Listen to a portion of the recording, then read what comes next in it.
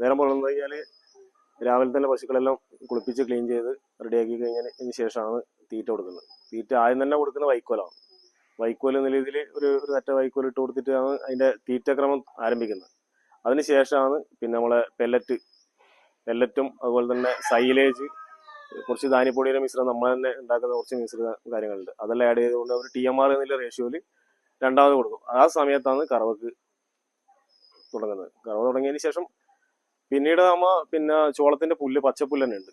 പച്ചപ്പുല്ല് നമ്മളിവിടെ പിന്നെ CO3 പുല്ല് അരിഞ്ഞതിന്റെ കുറച്ചുണ്ട്. അത് ഇട്ട് കൊടുത്ത് ആ ഒരു പണി പൂർത്തിയാക്കുന്ന സ്ഥിതിയായില്ല. ബെറ്റർ കൊടുക്കാൻ നമ്മളായിട്ട് TMR എന്ന രീതിയിൽ മുമ്പ് കേട്ടിട്ടുണ്ടായി. പക്ഷെ നമ്മളെ തീറ്റകൾ മിക്സ് ചെയ്ത് കൊടുക്കുമ്പോൾ ഒരു അനുഭവത്തിൽ നമുക്ക് നല്ലൊരു മാറ്റം നമ്മളെ കൊണ്ടുവരാൻ വേണ്ടി സാധിച്ചിട്ടുണ്ട്.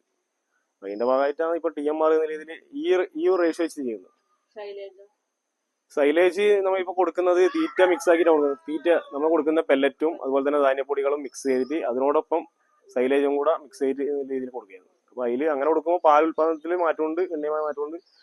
ഫാറ്റിന്റെ ഭാഗമായിട്ട് നമുക്ക് ചേഞ്ചസ് നമുക്ക് അനുഭവത്തിൽ വന്നിട്ടുണ്ട്. ആരോഗ്യം ഹെൽത്തിയാണ്, നമുക്ക് ഹെൽത്തിയാണ്. TMR ആയി ചെയ്ത് കൊടുക്കുമ്പോൾ അതിൽ നമുക്ക് നല്ല മാറ്റമുണ്ട്.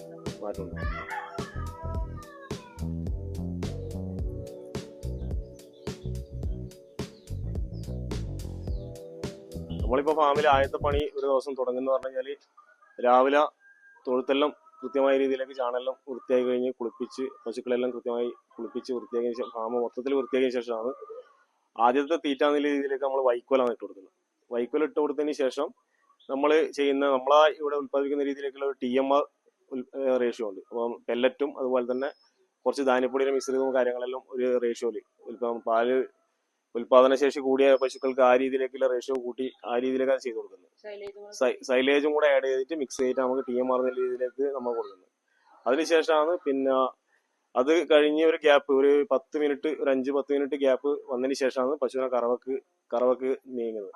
കറവക്ക് നീങ്ങിയതിന് ശേഷമാണ് പിന്നെ കറവക്ക് നീങ്ങിയാൽ പിന്നെ അതിന് കുറച്ച് പശുക്കൾ പെട്ടെന്ന് കിടക്കാണ്ടിരിക്കാൻ വേണ്ടിയിട്ടാണ് പിന്നെ ആ സമയത്ത് തന്നെ നമ്മൾ പിന്നെ സൈലേജിന്റെ ചോളത്തിന്റെ പച്ചപ്പുല്ലും അതുപോലെ തന്നെ നമ്മളെ ഇവിടുന്ന് പിന്നെ CO3 പുല്ലും എല്ലാം അരിഞ്ഞിട്ടിട്ട് മിക്സ് ആക്കിയിട്ട് അതും കൊടുക്കുന്നുണ്ട്. അപ്പൊ ആ നിലയിലേക്കാണ് സ്റ്റാർട്ടിങ് ആയി പോകുന്നത്.